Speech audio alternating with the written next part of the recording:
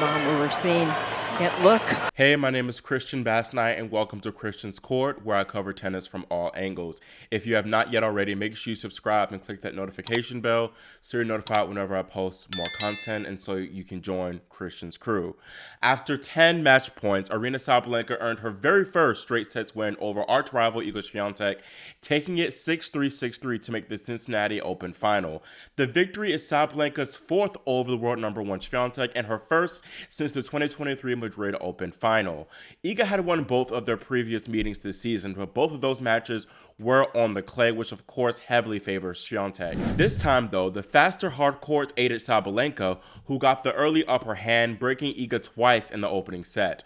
Aryna was all on top of Iga's second serve, which would be one of the biggest factors in this outcome. Aryna won 80% of her second serve return points today, and even though Sabalenka only had a 51% first serve in rate, she backed up her second serve well, winning 55% of points on that end. Sabalenka's first strike tennis helped her a lot in this regard. Her pace of shot truly troubled the pole, who was oftentimes rushed on both the forehand and the backhand. After dropping the opening set to Sabalenka, Iga went off the court to the locker room, which is no surprise as she often does this, especially after losing sets. Tennis Channel commentator and Hall of Famer Lindsay Davenport had a few words about this move, which Iga has admitted to doing in order to reset herself. Davenport said, "It's a bad habit that probably should start to be patrolled a little bit by the powers that be. Lose a set, you leave the court? It never used to be like that, but it happens every time with Iga." Iga fans attacked Davenport online and they said that it's within the rules and that Iga is not the only woman and only player, period, to take bathroom breaks, which is true. Other players do it too after losing sets. But I think that Lindsay made a good point here in that first, Iga, she goes off the court 9 times out of 10 whenever she loses a set. And then I think it is a bit excessive, and again, it's a clear strategy, which Iga admitted to doing after doing it at the 2022 US Open semifinal, where she beat Sabalenka, in fact. I didn't take this as a big dig against Iga. Rather, I think that Lindsay was saying that there should just be a rule change to prevent this because it's a clear tactical thing that, Iga is able to take advantage of. And as I've said countless times on this matter, the majority of the smoke should be directed towards the powers that be, as Davenport said, rather than Iga herself, as the powers that be are the ones who enable Swiatek to keep taking advantage of this. Now back to the match analysis. Swiatek saved a break point to hold serve to open up the second set, but Aryna stepped up her clutch factor a lot. She won all the big important points, which helped to reel off 5 games in a row to hold a 6-3, 5-1, 40-love lead. Swiatek was serving at this point, but I still had my match result tweet all planned out because, considering how dominant Sabalenka had been on her return throughout the match, and plus the fact that she had 3 consecutive match points. In this 5-1 game, Sabalenka held 7 match points total, but Swiatek still managed to hold. And giving credit to Iga, she played her best tennis of the entire match at this point when her back was against the wall. Her serve was very strong, and she did not really allow Sabalenka to overpower her in the baseline exchanges, as she was able to kind of get on top and move Sabalenka from left to right and gain the upper ground. I also do think still that Sabalenka was a little bit shaky and she missed some returns that she really shouldn't have missed, and definitely I think it was due to the nerves of trying to get that highly long-awaited win over Iga, as it's been over a year now since she's beaten the Polish woman. Sabalenka held 2 more match points when trying to serve it out at 5-2, but she was not able to convert, and she was broken for the second time in this match. At this point, I wasn't sure if Sabalenka would win this match, with the momentum now fully back on Iga's side.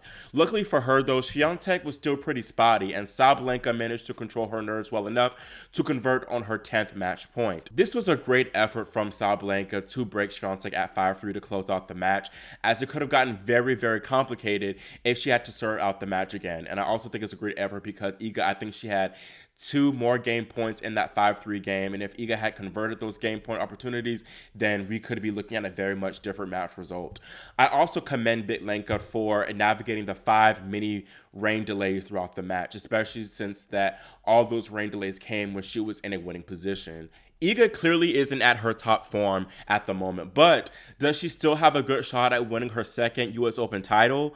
I think the conditions in New York favor Iga more compared to the Australian Open for sure, but the courts are apparently playing faster this year in Flushing, which could obviously hurt Swiatek more. Aryna exposed a well-known strategy when you play Iga, especially on faster courts, which is just to rush and take time away from her as much as possible. It's also important that you take advantage of Swiatek's second serve, as that's probably one of the weakest shots that you will see in a rally against Iga. When she does have time on that forehand, Iga is exceptional, but that wing is more of a liability whenever she is rushed on that side. As when she has time, she's fine, but whenever she faces a lot of pace and whenever the depth of shot coming at her is pretty deep, then she tends to struggle, especially with that more extreme forehand grip that she has. Iga, of course, she won the US Open back in 2022, not even playing her best tennis. Sabalenka, really, she should have beaten her in that semifinal match that they played that year, but she had a mental lapse. Ostapenko beat her at the US Open last year in the fourth round, and she too has a big power game that can take time away from the pole. Right now, Iga's title prospects aren't looking too great, but it's still very much possible, especially if Iga's draw is good and if she does not have to play a big heavy hitter earlier in the tournament. And it also aids Iga in knowing that a lot of the top players are not in their best form right now, which we'll get into a little bit later. Iga has not looked great all week, and she has struggled definitely with the faster court conditions. Iga was up against it in her quarterfinal match against 17-year-old Mira Andreeva, and really, if Mira was a little bit more clutch herself, she could have came away with the win. And because of how shaky Iga looked in that quarterfinal match, I came into this one fully expecting Sabalenka to take this semi. After she beat Mira in that quarterfinal yesterday, Swiatek told Sky Sports that, she's struggled with how grueling of a schedule it is right now for the players. And she said that there are too many tournaments in a season. I agree with Iga, and I think that it's even worse right now because of the Olympics. And it's really insane to me because the players have had to transition so quick from clay to grass to clay to hard courts within the span of a couple of months. Former ATP world number one Yevgeny Kafelnikov was one of the few to disagree with Swiatek, saying that she complains too much and does not deserve the amount of money she makes. WTA world number 12 Daria Kasatkina absolutely roasted her compatriot and just said that he was salty because Iga has made more millions than he has, which is probably true. The tennis schedule has practically always been this way, but as Hall of Famer Chrissy Everett said, the depth of the game is simply not the same when comparing the decades. I also think the tennis offseason is far too short.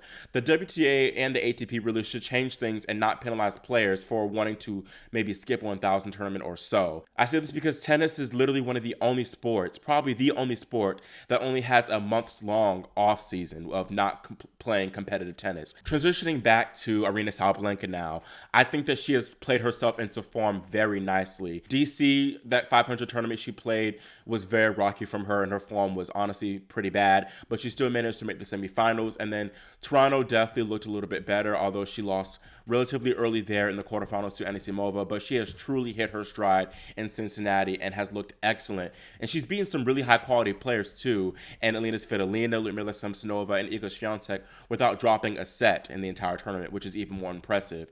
The courts have notoriously, as I mentioned earlier, have been playing more faster this year in Cincinnati, and early reports coming out of Flushing say that the US Open courts are playing particularly quicker too.